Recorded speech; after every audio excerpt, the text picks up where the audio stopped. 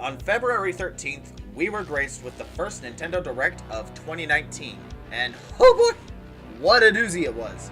This Direct could not have been any better for me, basically addressing everything I wanted it to, even down to the announcement of a new Zelda game. But the biggest things that stood out to me were the announcements that both Yoshi's Crafted World and Daemon X Machina would both get fully functioning demos. And if I had to choose one game from the last few E3s that really stood out to me, I would have to say that would be Daemon X Machina. About as soon as the Direct was over, I went ahead and downloaded both game demos. Since I'm looking forward to Daemon X Machina so much, I thought I'd give some first impressions about the game.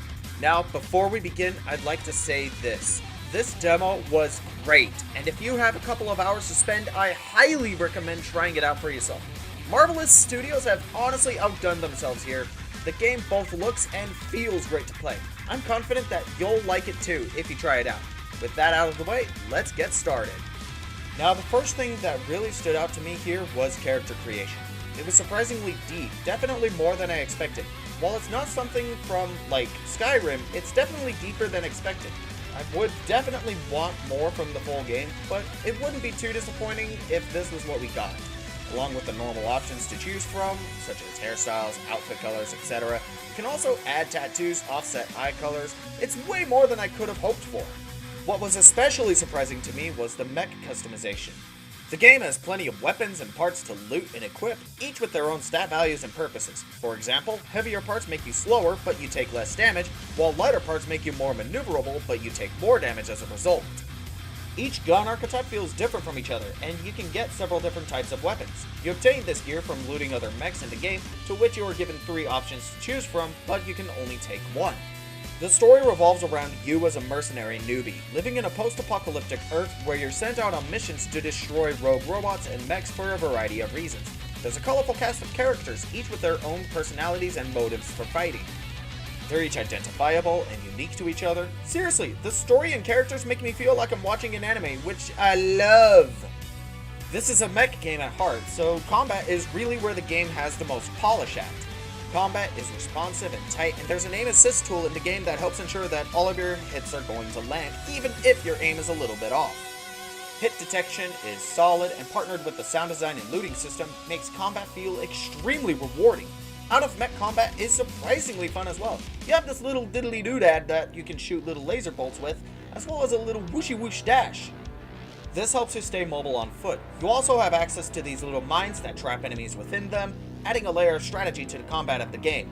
As you can tell, however, my character really doesn't look like she belongs here, and would probably be more comfortable in something like one of those newfangled H games I see on forums all the time. Alright, this is pretty cool. It's kind of like a low-budget GTA. I can dig it. Okay, now where does this go? Toilet tube? Okay. It's really a bathroom. Hey, what you doing over here? Come with you? Okay, where are we going? Like, Outback or something? Because I really could use this. Oh god, what are you doing? I can't show this on YouTube! You hear that? It's the sound of the YouTube algorithm having a field day with TOS violations. Why am I still watching this? Next, let's talk bosses. Now, the demo lets you play 3 missions up to the first boss, and what a spectacle it is. The boss fight is massive. Even though it's incredibly easy, it still felt pretty epic in scope, mainly thanks to the stellar voice acting on display here. With all of that said, I do have some personal gripes with the game so far. First of all, out-of-mech combat is not recommended.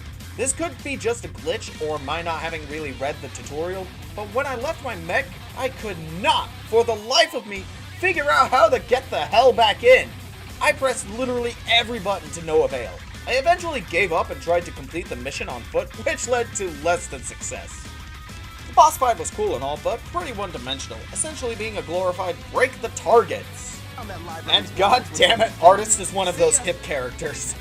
Oh well, I like the demo enough, it meets my expectations and then some. And again, if you haven't already, I highly recommend you download the demo for yourself. You won't be disappointed. And, whoa, it's the majestic, shameless self-promotion subscribe Robin! If you click on that, then you get notified on when a new video is uploaded. Holy shit, look! It's the rare Like Me Please flower. Clicking on it does absolutely nothing, but it sure would make me feel good if you did that anyway. And be sure to follow my Facebook and Twitter, where I engage in discussions and post updates about when the next video comes out, and be sure to do the same for my Twitch channel, where I stream on Tuesdays and Saturdays from 3 p.m. to 5 p.m. Central Time. Before I sign out today, I'd really like to hear what you all think. Did you like the demo? What part of the Nintendo Direct excited you the most? What games are you looking forward to?